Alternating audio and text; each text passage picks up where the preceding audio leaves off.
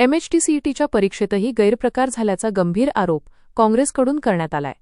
नांदेडचे भाजपचे मंडळ अध्यक्ष तथा नगरसेवक आशिष नेरळकर यांच्या जुळ्या मुलांना अनुक्रमे 99% इंजिनिअरिंग प्रवेशासाठी घेतल्या जाणाऱ्या MHTCET परीक्षेत मिळाले आहेत।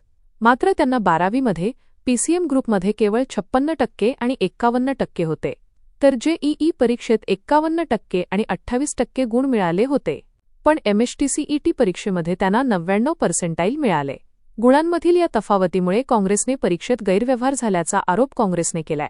भाजपचे नांदेडचे पदाधिकारी तथा नगरसेवक आशिष नेरळकर यांना जुळे मुलं असून एक मुलगा आणि मुलगी आहे। JEE परीक्षेमध्ये 51% आणि 28% असताना MHTCET 99% मिळाले। गुणांमध्ये एवढी तफावत कशी, असा सवाल काँग्रेसचे प्रवक्ते बालाजी गाडे यांनी केलाय। पेपरफुटी आणि भारतीय जनता पक्ष यांचं अत्यंत जवळचं नातं आहे, हे अनेक पेपरफुटीमध्ये दिसून आलेलं आहे। नीटमध्ये भाजपचे लोक होते, TET मध्ये भाजपचे लोक होते, अगदी नीटमधनं भारतीय जनता पक्षाच्या अनेक नेत्यांच्या घरामध्ये गुणवत्ता यादीमध्ये आलेली उदाहरणं देशामध्ये अनेक न्यूजवरती आपण पाहिलेले आहेत। आता नांदेडमध्ये असाच प्रकार MHTCET मध्ये सुद्धा घडलेला आहे।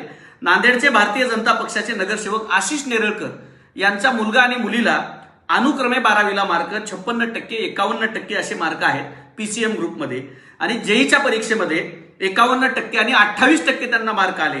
मात्र MHTCETच्या परीक्षेमध्ये त्यांना 99% आलेले आहेत। हा अजब प्रकार नांदेड जिल्ह्यातल्या MHTCETच्या या विद्यार्थ्यांचा भारतीय जनता पक्षाच्या घडलेला आहे। यामागची कारणं काय?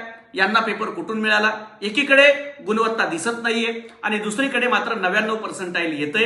हे भाजपच्या घरात येणारी गुणवत्ता 100% पेपर फुटीतनं येते। यावरती देवेंद्र फडणवीस चौकशी करून कारवाई करणार का, याचं उत्तर महाराष्ट्रातल्या सामान्य कुटुंबातल्या विद्यार्थ्यांना त्यांनी दिलं पाहिजे।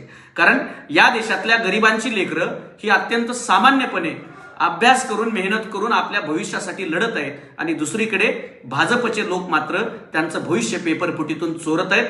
याचं उत्तर देवेंद्र फडणवीसांनी महाराष्ट्राला द्यावं आणि चौकशी करावी। याबाबत नगरसेवक आशिष नेरळकर यांनी प्रतिक्रिया दिली।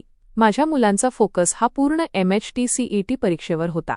12वीत ग्रुपिंगमध्ये मिळालेले गुण आणि या परीक्षेत मिळालेल्या गुणांचा काही संबंध नाही। काही गैरप्रकार असेल तर चौकशी करावी, असेही नेरळकर म्हणाले।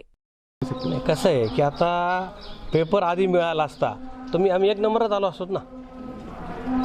कारण कसं आहे की पोरांचा अभ्यासच CETवर होता, आणि सध्या JEEला जे टॉपर आलेत त्यांचे ग्रुप गेलेले आहेत। त्याच्यामुळे असं काही नाही की बाबा 12वीच्या बोर्डामध्ये मार्क जास्त पडले पाहिजेतच आणि म्हणून CETला जास्त मार्क मिळतील, असं काही नाही। जे लोक CETला फुल आहेत ते बोर्डामध्ये कमी आहेत, जे बोर्डामध्ये फुल आहेत ते CETला JEEला कमी आहेत। तर असं काही नाही, मुलांचं टार्गेट हे CET होतं आणि त्यांचं फोकस फक्त इंजिनिअरिंगचा विषय होता, बाकी काही विषय नाही। त्यांचं म्हणणं की 12वीला खूप कमी मार्क आहे। नाही, 12वीला मार्क मिळणे फक्त 12वीचं टार्गेटच ग्रुपिंग मिळणे आहे। त्याच्यामुळे 12वीच्या मार्काचा 12वी 100% जरी मिळाले असते आणि समजा ते CET पास झाले नसते तर त्यांचा नंबर कुठे लागला नसता। बरं, आता मग ते आरोप जे होतात त्याच्यावरती काही चौकशी वगैरे? नाही, त्यांचं गव्हर्नमेंटनं जे चौकशी करायची करू द्या, आमचा काही प्रॉब्लेम नाही। डबल सगळी परीक्षा घेतो म्हणले तर घेऊ द्या, आमची काही नाराजी नाही त्याला। गैरप्रकार झाल्याचा आरोप होतोय। एक ऑडिओ क्लिप व्हायरल होते की 30 ते 40 लाख रुपये दिलेत, म्हणजे ते इतर ठिकाणचे आहे, असं काही? त्या आरोपाला आमचं काही तथ्य नाही आहे, कारण आमचं काही म्हणणं पण नाही का तुम्हाला जे म्हणायचे ते म्हणा। आमच्या पोरांनी अभ्यास केला, आता पोरांचे कॉलेज ॲडमिशनचं टाईम सुरू झालेला आहे, त्याच्यामुळे आम्ही त्याच्यामध्ये परेशान आहेत। हे उलटं म्हणजे आमच्या मुलांवर मानसिक याचं प्रेशर तयार झालं या पूर्ण मीडियामुळे। आज पूर्ण प्रशासन बातमी जी आलेली आहे मीडियामध्ये की त्याच्यामुळे आमचे मुलं खूप परेशान झाले। त्यांचा वय पण 18 वर्ष नाही आहे। ते म्हणजे पप्पा असं काय झालं, आम्ही अभ्यास केला, आमची चूक झाली का, आम्ही ट्विन्स येऊन आमची चुकी आहे का, मुलांचं हे म्हणणं आहे।